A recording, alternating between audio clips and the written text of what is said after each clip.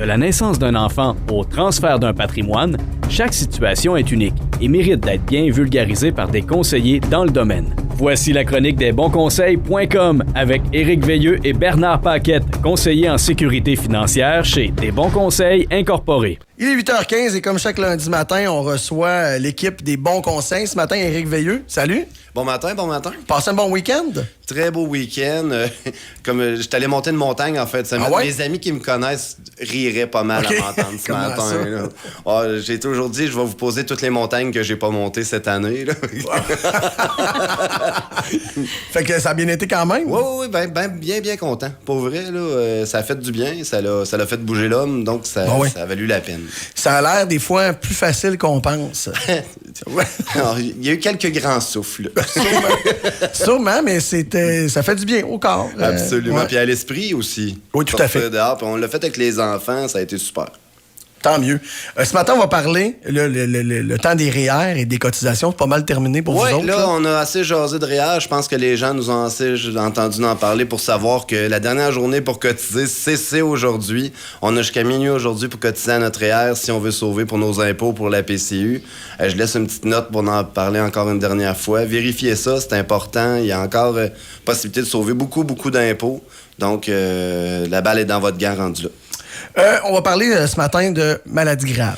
D'assurance maladie grave, oui. C'est un produit qui est encore méconnu beaucoup, mais dont bien important. L'assurance maladie grave, dans le fond, souvent on a l'assurance invalidité avec notre employeur au travail. Donc, si on est invalide, après tant de jours, ils vont nous donner 80% de notre salaire net, brut, ou 66% de notre salaire net. Par contre, la maladie grave, c'est vraiment si on a ce qu'on appelle une maladie grave, genre rentre là-dedans les cancers, les ACV, pontage coronarien, remplacement des valves du cœur, perte de la vue, perte de l'ouïe. Il y a 25 maladies totales, dont la perte d'autonomie que les gens oublient souvent qu'il y a dans les compagnies d'assurance. La perte d'autonomie, tu t'en vas en auto, il t'arrive un accident, tu deviens paraplégique. Je pense que tu perds ton autonomie. Ouais, pas mal. C'est quelque chose qui paye. Quelqu'un qui tombe en bas d'un toit en grattant. Donc, la maladie grave. Mais les majorités qu'on va payer, on se le cachera pas, c'est les cancers et les crises cardiaques, les ACV puis les pontages coronariens. C'est les 4 principales.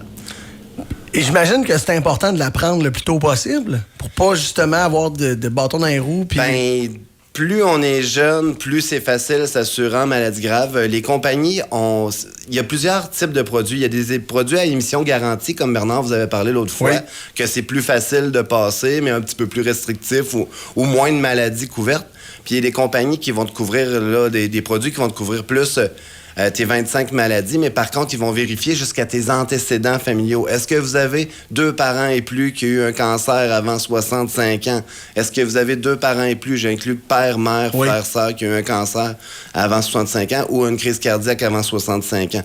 Donc, évidemment, plus on est jeune, plus c'est facile et aussi, on se le cachera pas, moins c'est cher. Parce que moins c'est dispendieux. Cher, c'est pas le mot dispendieux, c'est vis-à-vis l'âge. Pour bien illustrer ce que tu dis, là, quand je travaillais avec les gens qui ont justement vécu des cancers, des fois, il y en a qui sont super jeunes, ça leur arrive. 35 ans, mère monoparentale, combat la maladie d'un cancer du sein depuis déjà 6 mois, puis de travail, 2 enfants à faire vivre. C'est tellement important, ce genre de choses-là. Là. C'est une brique d'en face parce qu'un cancer, ça l'appelle pas avant d'arriver. Puis tu peux être super bien une journée, puis à un moment donné, tu commences à filer mal le lendemain matin. Il y a certaines compagnies, puis je vais quand même mettre un bémol, il y a certains produits, cancer, qui sont moins protégés par les compagnies d'assurance. Puis je prends le temps de le dire, parce que souvent, ils nous le disent pas. Moi, je prends le temps de le dire. Le cancer du sein, quand il est bénin, les compagnies vont payer juste 10% du montant assuré. Et chez l'homme, le cancer de la prostate, c'est les 2 cancers les plus majeurs, là. Donc, il y a souvent des restrictions. Fait que prenez le temps de vous informer. Est-ce que cette compagnie-là va me couvrir pour mon cancer du sein si je m'assure? Est-ce que j'ai une exclusion? C'est super important, là, ces clauses-là. Les restrictions sont-tu les mêmes dépendamment des produits ou bien... Dépendamment des compagnies, tu peux avoir... certaines compagnies vont dire, nous autres, si tu prends tel avenant, on va te couvrir jusqu'à 25% de ton montant assuré pour le cancer du sein. Chaque compagnie, ils ont tout ce qu'on appelle le même réassureur. C'est l'assureur des assureurs qui prend le risque, dans le fond, avec l'assureur. OK. Fait que, je comprends. La base, fait que l'assureur est assuré, lui aussi. Oui, aussi, ils n'ont pas le choix parce qu'ils prennent des gros risques. Les gens ne savent pas ça, mais il y a quelqu'un qui prend un risque avec l'assureur aussi, donc ils ont tous le même réassureur. Fait que c'est important de s'informer à son courtier quand on va aller prendre ces produits-là. Ce qui est le fun des produits d'assurance maladie grave, c'est que on peut avoir un produit temporaire. Un temporaire, ça coûte rien, genre un temporaire 10 ans quand on est jeune, là. On peut s'assurer pour 100 000 à 22-23 piastres par mois en maladie grave, là. Si on prend... c'est pas si dispendieux. Après ça, on peut avoir du T20, on peut avoir du payable jusqu'à 75 ans. Mais aussi, ces produits-là, ils ont souvent ce qu'on appelle un avenant de remboursement des primes. Okay. Après tant d'années, si t'as pas été malade, qu'on t'a pas payé, on te redonne tes primes. Donc, ce que t'as payé, on va te le rembourser. On te le redonne. Fait que tu prends... Dans le fond, tu prends un risque qui est calculé. Parce que si ça m'arrive, une chance, je l'avais. Et si ça m'arrive pas, mon argent me revient. Certaines compagnies vont annuler ta police d'assurance quand tu prends le remboursement des primes. D'autres vont te donner ton remboursement de primes, puis tu restes assuré après. Ouais. Donc, il faut s'informer aussi quel genre de produit on veut. Fait que s'il y a toutes ces questions-là à se poser dans une assurance maladie grave. Mais ça devient avantageux, là. Si en plus on te rembourse, mais que tu restes assuré... J'aime dire que c'est un peu le beurre puis l'argent du beurre. C'est comme si tu avais placé de l'argent. Là. Absolument, absolument. Puis l'assurance maladie grave, on pense tout le temps que c'est pour les gens plus âgés. Oui. Moi, je dis tout le temps, quel produit gouvernemental va vous payer pour arrêter de travailler, pour vous occuper de vos enfants malades? Alors, c'est ça. Tu sais, comment qu'on vous demande au Téléthon Enfant Soleil, qui dit j'ai été obligé de lâcher mon emploi, on n'avait plus le temps, les traitements à l'hôpital, ça coûte une fortune.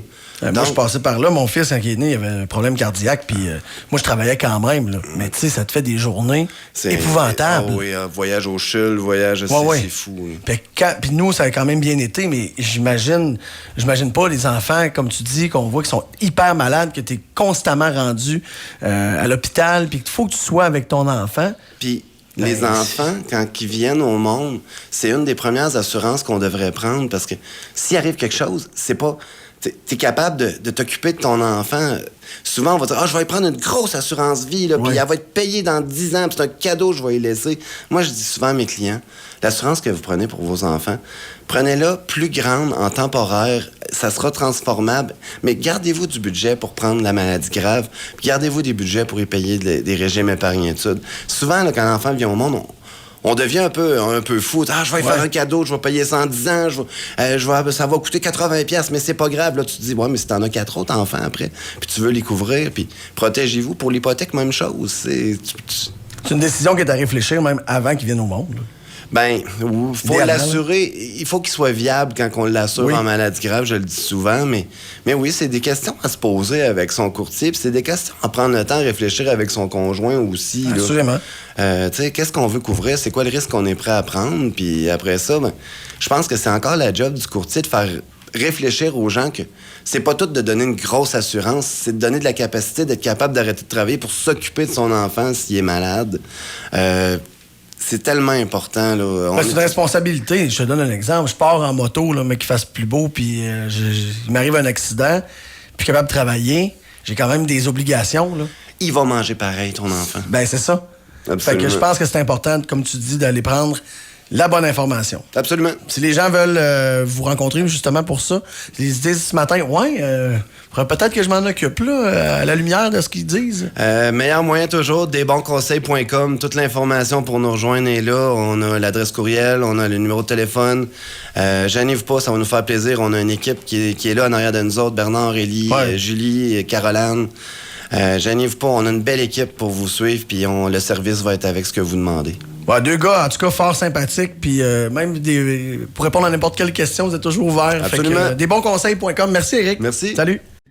Desbonsconseils.com vous a été présenté par Éric Veilleux et son équipe située au 135-25 boulevard Lacroix à Saint-Georges. De la naissance d'un enfant au transfert d'un patrimoine, différentes stratégies s'offrent à vous. Parce que chaque situation financière est unique, vous devez vous assurer d'en tirer le maximum. Notre équipe d'expérience est là pour vous donner les bons conseils dont vous avez besoin. Communiquez avec nous au 228-72-24 ou desbonsconseils.com.